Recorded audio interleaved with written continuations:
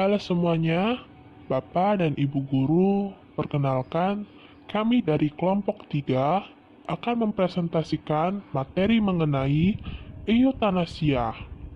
Sebelum itu, kami akan memperkenalkan diri kami terlebih dahulu. Ini Emisha Karen Hakim, Rufina Hartono, Yoli Maitri Puspita, Rudi Hansen, Esti Nugraheni,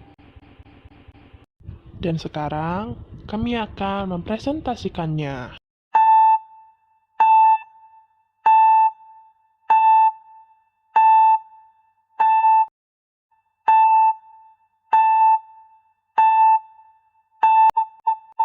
Selamat menonton. Pengertian istilah euthanasia berasal dari bahasa Yunani yaitu eu dan thanatos. Kata eu memiliki arti tanpa penderitaan, sementara thanatos memiliki arti mati. Sehingga apabila disimpulkan, maka euthanasia berarti meringankan penderitaan orang yang sedang menghadapi kematiannya, atau mengakhiri hidup seseorang dengan cara yang mudah tanpa rasa sakit. Oleh karena itu, euthanasia sering disebut juga mercy killing atau a good death, enjoy death, atau biasa mati dengan tenang. Pengertian euthanasia terdiri beberapa arti, yaitu yang pertama, secara sempit, euthanasia adalah tindakan menghindari rasa sakit dan penderitaan dalam menghadapi kematian. Yang kedua, secara luas, euthanasia adalah perawatan yang menghindari rasa sakit dalam penderitaan, dalam resiko efek hidup diperpendek. Yang ketiga, menurut ilmu dapat 3 arti. Yang pertama, berpindah ke alam baka dengan tenang dan aman tanpa penderitaan. Buat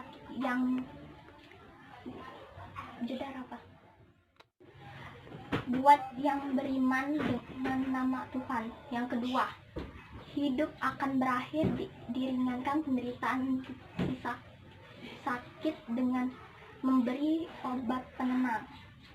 Ketiga, mengakhiri penderitaan dan hidup seseorang sakit dengan sengaja akan permintaan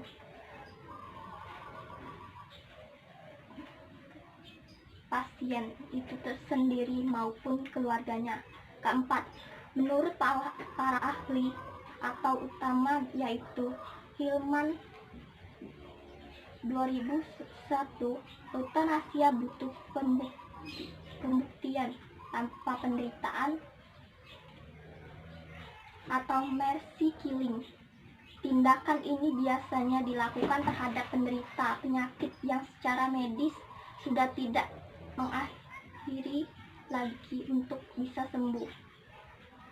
Nah, dari penjelasan yang telah dijelaskan dapat disimpulkan bahwa euthanasia adalah dokter yang memberikan suntik mati kepada pasiennya atas permintaan pasien tersebut, atau izin keluarga karena keluarga tidak sanggup lagi melihat penderitaan itu sakit apabila dibicarakan terus-menerus dalam keadaan seperti itu. Jenis-jenis euthanasia yang pertama adalah euthanasia sukarela. Adalah euthanasia yang terjadi ketika pasien meminta, memberi izin, atau menyetujui untuk mengakhiri hidupnya dengan meminta bantuan profesional medis. Di sisi lain pula, pasien sepenuhnya harus memahami apa yang akan terjadi dan tidak membuat keputusan tersebut di bawah tekanan atau pengaruh orang lain. Yang kedua adalah euthanasia sukarela. Adalah euthanasia yang terjadi ketika keputusan untuk mengakhiri hidup pasien dibuat oleh pihak lain yang berkompeten atas nama pasien, terutama anggota keluarga. Hal ini dapat terjadi karena pasien tak dapat menyetujui keputusannya sendiri akibat kondisi kesehatannya. Misalnya, pasien benar-benar tak sadar. Yang ketiga adalah euthanasia involuntar. Adalah euthanasia yang terjadi ketika pasien dapat memberi persetujuan tetapi tidak dapat melakukannya karena tidak meminta hal itu ataupun tidak ingin mati.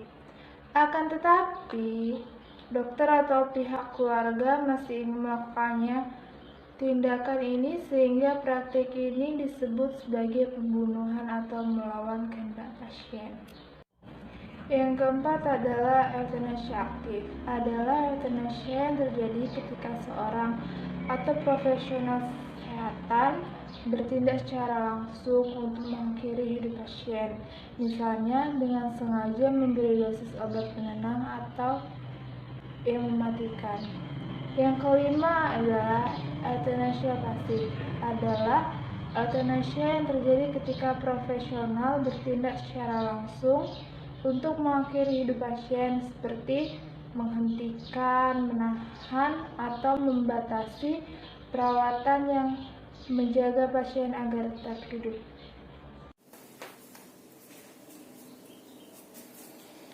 Cara pelaksanaan euthanasia. 1. Cara pelaksanaan euthanasia sukarela terjadi ketika atas permintaan pasien atau orang yang akan meninggal dengan cara menolak perawatan medis atau mesin pendukung hidupnya dimatikan atau menolak makan.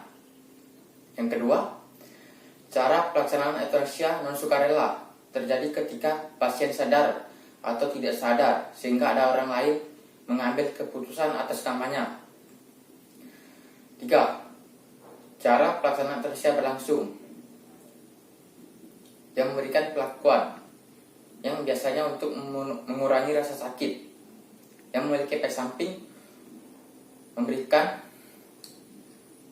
kematian yang berlangsung cepat untuk pasiennya. Yang keempat, cara pelaksanaan euthanasia bunuh diri. Hal ini memacu dengan cara meminta tenaga medis untuk melakukannya, untuk bunuh diri. Keadaan terjadinya euthanasia. Praktik euthanasia ini bisa disebabkan oleh 4 faktor. Yang pertama, dari pihak pasien itu sendiri.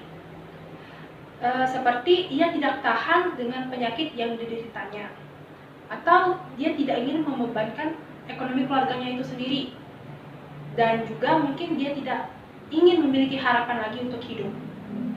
Yang kedua, dari pihak keluarga ataupun wali, merasa kasihan terhadap si pasien itu.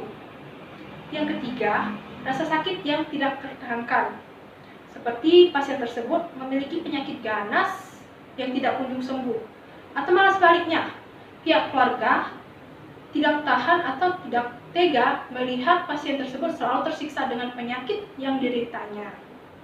Dan yang terakhir yaitu yang keempat, yaitu ketidakmampuan mereka dalam membiayai pengobatan rumah sakit tersebut. Nah, dari faktor yang telah disebutkan tadi, bahwa tidak semua negara melegalkan praktik euthanasia karena praktik ini dianggap secara sengaja untuk membunuh pasien itu sendiri. Akan tetapi, tidak bagi negara yang melegalkan praktik euthanasia. Mereka menganggap praktik ini dilakukan atas permintaan pasien itu sendiri. Dan mereka juga berpendapat bahwa mengupayakan kehidupan yang lebih lama bagi mereka yang tidak menginginkannya itu adalah salah. Jadi, negara yang melegalkan praktik euthanasia ini adalah Belanda, Washington DC, Amerika Serikat, Kolombia, Kanada, Belgia, Swiss, Australia Utara, dan negara lainnya. Sementara untuk negara Indonesia sendiri, praktik euthanasia belum bisa dilegalkan karena praktik ini masih belum memiliki aturan dan undang-undang tersendiri, serta praktik ini dianggap bertentangan atau melanggar Kitab Undang-Undang Hukum Pidana atau KUHP nomor 338 sampai 345, serta HAM atau hak asasi manusia, sebagaimana yang diatur dalam Undang-Undang nomor 39 pasal 1 tentang HAM. Apabila praktik ini dikaji kembali, maka akan memberikan dampak, baik itu dari pihak medis maupun pihak keluarga. Dari pihak medis, tentunya akan mengurangi beban biaya rumah sakit untuk perawatan dan pelayanan pasien tersebut, serta jumlah ruangan bagi pasien baru akan lebih tersedia. Sedangkan bagi pihak keluarga, tentunya mereka akan merasa terbebani dengan mahalnya biaya rumah sakit, dengan ekonomi yang tidak mendukung, dan beban biaya keluarga yang kurang kondusif, serta adanya rasa kehilangan pada salah satu anggota keluarganya.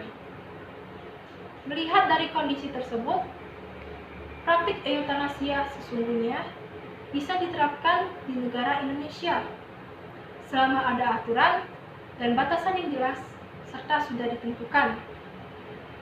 Praktik eutanasia boleh dilakukan asalkan sudah memenuhi syarat serta berdasarkan persetujuan yang telah disepakati, terutama dari pihak keluarga.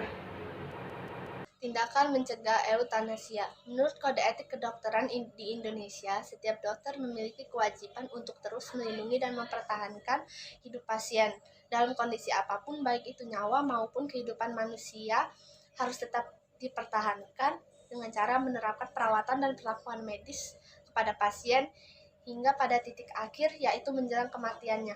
Dengan demikian, hak pasien untuk mendapatkan perawatan medis telah tuntas, hingga sampai pada akhirnya meninggal secara alamiah. Berdasarkan Kode Etik Kedokteran di atas, maka seorang dokter tidak bisa melakukan tindakan eutanasia tersebut dalam kondisi apapun. Seorang dokter juga harus mempertahankan nyawa manusia dari tindakan bunuh diri, karena penghormatan terhadap hak hidup sebagian dari hak asasi manusia. Maka ia berkewajiban untuk terus melakukan tindakan medis hingga pada akhirnya pasien meninggal secara wajar. Apabila pasien tersebut memiliki harapan untuk hidup, maka sudah menjadi wewenang dokter untuk memberikan perawatan yang insentif, sungguh-sungguh dan ikhlas sehingga pasien kembali menemukan kestabilan mental dan semangat untuk bertahan hidup.